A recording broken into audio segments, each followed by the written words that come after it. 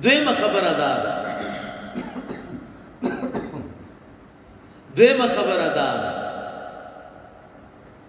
چې دا اسم چې په مقابله د فعل او د حرف کې دا په دریو معنو استعمالي کوم اسم چې په مقابله د فعل او د حرف کې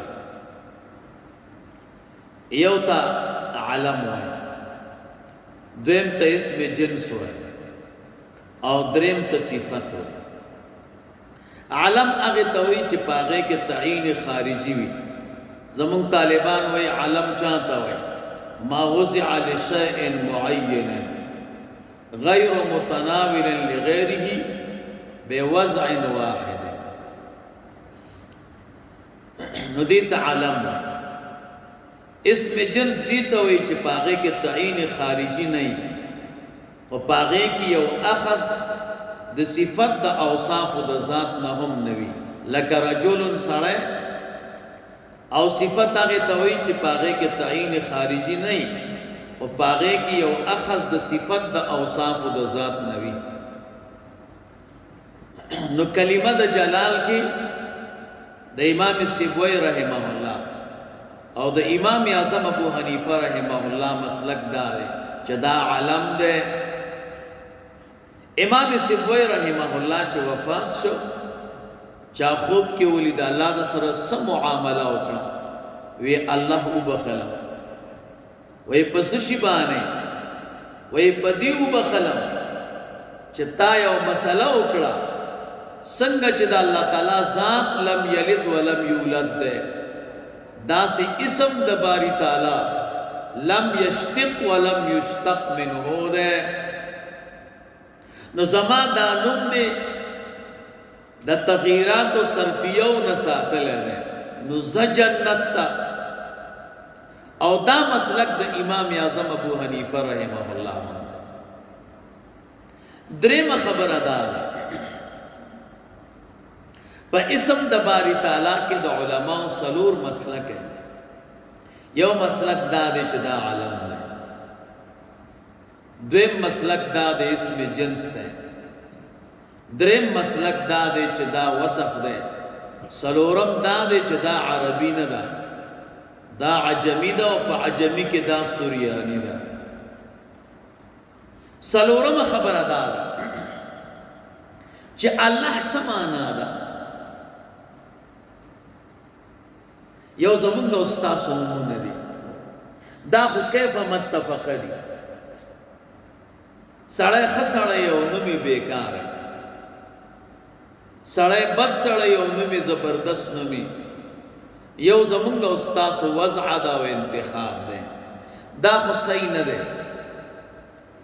یو د الله جل جلاله انتخاب ده الله چې کوم شي ته نوم کی دي نو دا سي نګدي دا هغه مسما کمال راغون کې دا غین نوم جوړي دا څومره پیغمبران علیهم السلام چې نمونه مونږ او تاسو اوریدلې دا هر نوم کې دا پیغمبر کمال پروت دی نو داغه دا کمال نه هغه نوم جوړ کړ آدم علیہ السلام نوح علیہ السلام عیسی علیہ السلام ابراہیم علیہ السلام موسی علیہ السلام دا څومره انبیاء چې دي علماء په دې باندې مستقل کتابونه لیکلي دا هر پیغمبر د نوم معنی کړي او به دا پیغمبر کمال را جمع کړي او دا نوم ته جوړ کړي نو دا الله جل جلاله ځان ته دا نوم یې الله نو د دې سمانا دا نو علماء د دې و معنی غانې کوي موږ تاسو ته څه کوی الله سمانا دا چې به معنا راځي و مسلک دی پکې او قول دی یو قول دا چې دا الله د الہ یا الہون دی باب فتح دی معنی د عبادت نو الله سمانا معبود چې د چا عبادت کیږي هغه ته الہ وایي هغه ته الله وایي هغه معبود نو الہ عام معنا دا ہر معبود تا الہ ہوئے خو پا اللہ بانے الف لام داخل ہے الف لام تعریفی نو خاص معبود چاگا حقیقی مالک دے او حقیقی زمونگ استاذ و رب دے الحمدللہ نو دا اللہ مانا دا معبود دویم نمبر مانا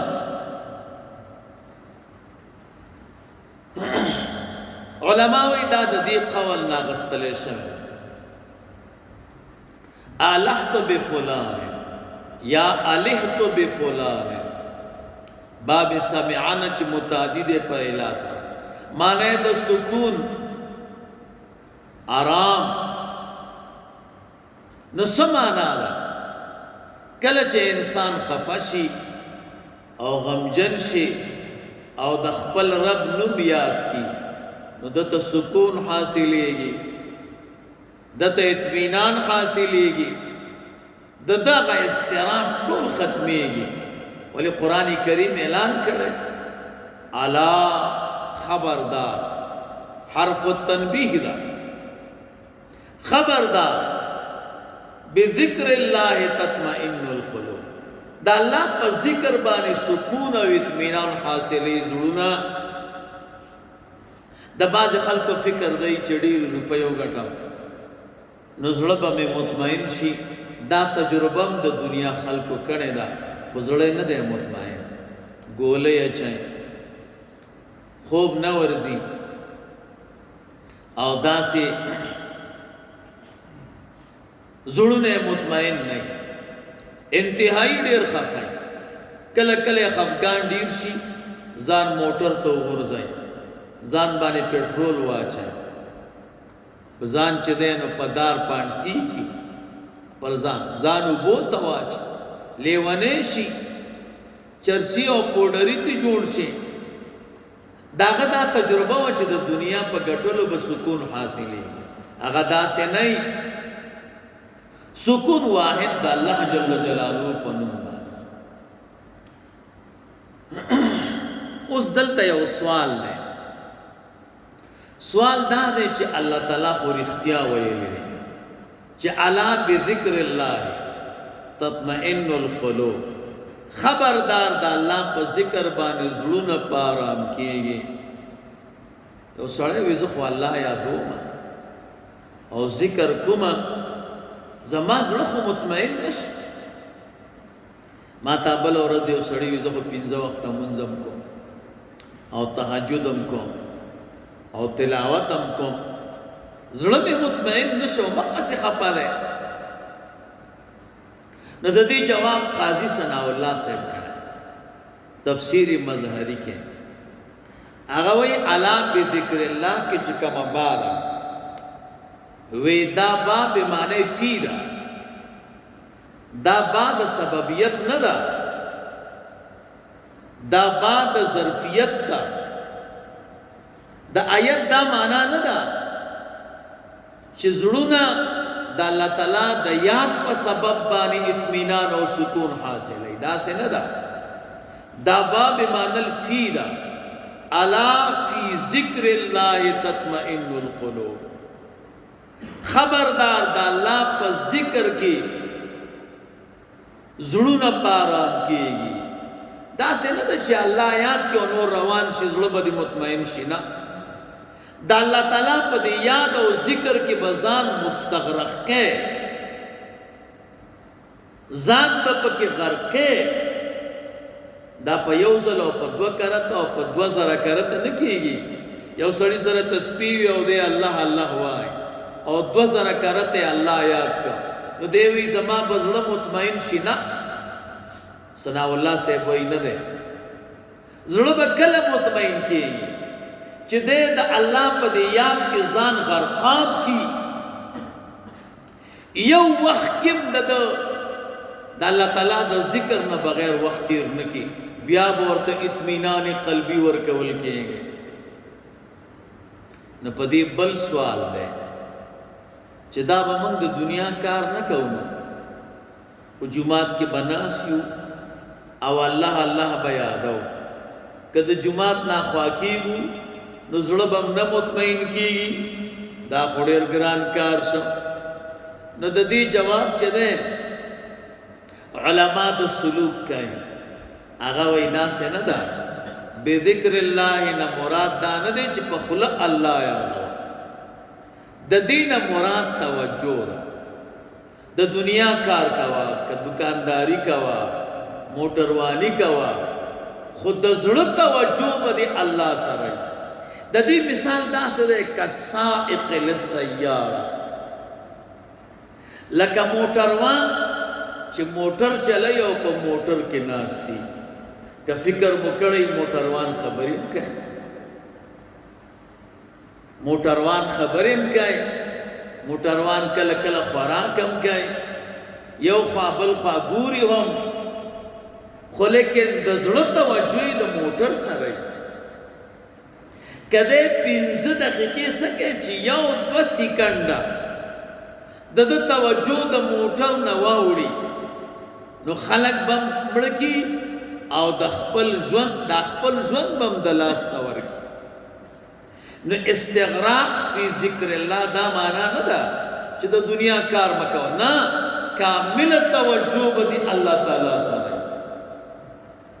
هر وخت کې به توجه د الله، بیا به خوشحاله. دی وجه نه صفیه د اولیاء او بزرګانو عجیبه خبرې دي. سفیان ثوری سے بیا خبره وکړه، مریدانو ته وی زبردست موقع خدای پاک راکړه. وی څنګه؟ وی نور زما خبره مني. وی لمر ته چې ویم چې غټ دا راوخېږه نو راوخېږي، چې ورته وایم اوس وغورځېږه نو وغورځېږي، چې اسمان ته ویم باران وکړه نو باران کوي، چې ورته ویم شین شه نو شین شي، اوبو ته ویم چې روان شي روان شي. هغې ورته وی صاحب دا خو دې ډېره خرابه خبره وکړه، دا خو تا د خدای دا وکړه، ته خو وی دا ټوله دنیا زما په خواهش چلیږي. ورته وی دا ټوله دنیا زما په خواهش چلیږي، یو شی زما مخالفت نه کوي. ورته وی صاحب دا خو د خدای دا وکړه، دا خو دې صحیح خبره ونه کړه. هغه ورته وی په خبره نه پوهېږي، زما چې څومره ارزوګانې وي او څومره تمناګانې وي، دا مې د خپل رب د ارادې او د تمنا نه قربان کړي. زه هېڅ اراده نه لرم، نو زما د رب اراده او تمنا هغه زما اراده او تمنا ده، نو ما خپل رب په ارادې کې موافق یو. نو دا لمر چې راخیږي دا خو د رب په اراده راخیږي، خو د الله اراده خو زما او د رب اراده یوه ده. ما خپل ټول ارادې او تمناګانې ختمې کړي. نو ځکه وایم چې دا لمر چې راخیږي دا زما په حکم راخیږي، ځکه زه خپل حکم لرم هم نه، هغه د رب حکم ته حکم وایم. او چې غورځېږي زه یم زما په حکم، اسمان چې باران کوي زه ویم زما په حکم. د اولیاء او د بزرګانو په خبرو هر سړی پوهېږي نه چې دننه ډېر کمال پروت دی. عثمان نهدي یو ډېر بزرګ تېر شه، هغه یو ورځ طالبانو ته راووت او طالبانو چې ولیده نو یې باندې مریدانو ته وی عجب کار مې نن ولیده. وی څنګه؟ وی دریاب مې په کشتۍ کې ولیده. هغې ورته وی صاحب غلط وی، دریاب څوک کشتۍ کې نه ګوري، کشتۍ په دریاب کې. ورته وی نه، جماعت او مدرسه کې مې طالبان ولیده، دې رحیل کې قرآن کریم ایښی، نو قرآن کریم دریاب دی او دا رحیل کشتۍ ده. نو وی دریاب کې دا دریاب مې په کشتۍ کې ولیده. نو د اولیاء او بزرګانو داس، نو مراد د دې ذکر نه هغه کامل توجه ده باری تعالی ته. نو دا د الله دویمه معنا شو.